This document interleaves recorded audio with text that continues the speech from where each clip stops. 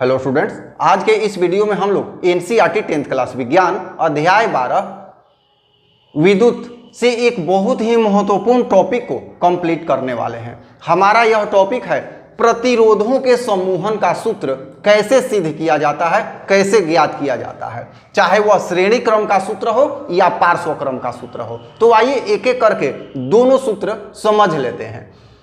प्रतिरोधकों का पार्श्व क्रम को ही समांतर क्रम बोलते हैं और इसके संयोजन का सूत्र कैसे निकालते हैं, कैसे प्रतिपादित करते हैं। तो यहाँ एक डायग्राम पे विचार करें। यहाँ पे तीन प्रतिरोध, तीन से अधिक भी हो सकते हैं, हम तीन ही लेंगे, R1, R2, R3।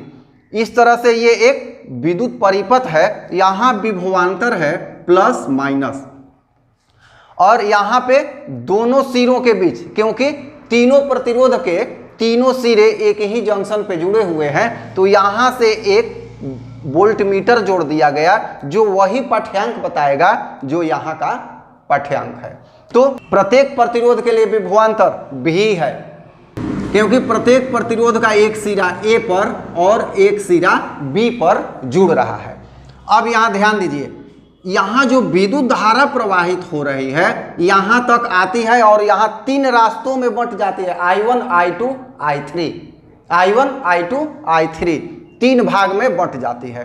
तो प्रत्येक प्रतिरोध के लिए विद्युत धारा अलग अलग है, विभवांतर एक ही है और प्रतिरोध तीनों अलग अलग हैं। ओम के नियम से V इजकल टू होता है यहाँ पर V इजकल टू IR। अब यहाँ I बराबर अगर निकालते हैं तो क्या होगा, V बटा R। इसे इक्वेशन नंबर 1 मान लेते हैं। स्पष्ट है, I बराबर V बटा R। अब यहाँ देखा जाए, ये जो I है, ये I ये कितने भागों में बट रहा है, I1, I2, I3 तीन भाग में। तो I किसके बराबर होगा, I1 के, I2 के और I3 के। ये स्टैंडर्ड इक्वेशन, इसे A मान लेते हैं। A मान लिया, आप कुछ भी मान सकते हैं, ये A हो गया। अब यहाँ देखा जाए, अगर बात करें I1 की, तो I1 बराबर V बटा R1, क्योंकि I1 R1 में प्रवाहित हो रहा है और V तीनों के लिए समान है, तो V बटा R1 ये हो गया दूसरा। इसी तरह से यहाँ I2 बराबर V बटा R2, ये क्या हो गया तीसरा, और I3 बराबर V बटा R3 ये हो गया चौथा। ये 4 समीकरण निकल गया और ये स्टैंडर्ड समीकरण हमारा है, इसी में मान बैठाएंगे। अब समीकरण A में I का, I1 का, I2 का, I3 का मान पुट कर देते हैं। तो क्या होगा, I का रखते हैं, लिख देंगे यहाँ I क्या है, V बटा R।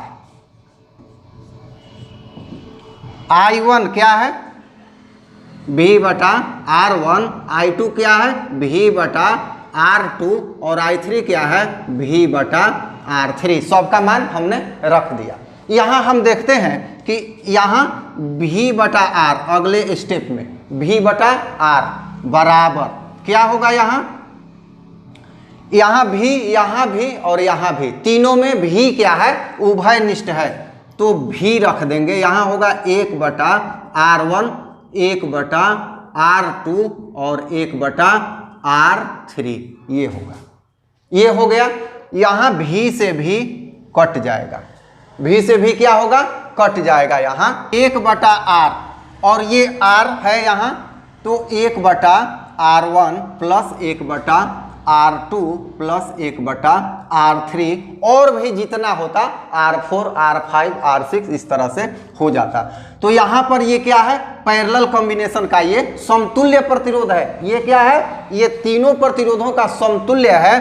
तो यहाँ पर 1 बटा RP कर देंगे, P का मतलब पैरेलल, तो 1 बटा R1 प्लस 1 बटा R2 प्लस 1 बटा R3 और इतना ही तक नहीं है, यहाँ डॉट डॉट लगा देंगे, क्योंकि ये 2 से लेकर बहुत अधिक अनंत तक प्रतिरोध के लिए ये काम करेगा सूत्र। तो इस तरह से यह पार्श्व संयोजन अर्थात समांतर क्रम संयोजन का सूत्र इस तरह से हम निकालते हैं। परीक्षा में कई बार आया भी है और आ भी सकता है, तो आप इसे ध्यान देंगे।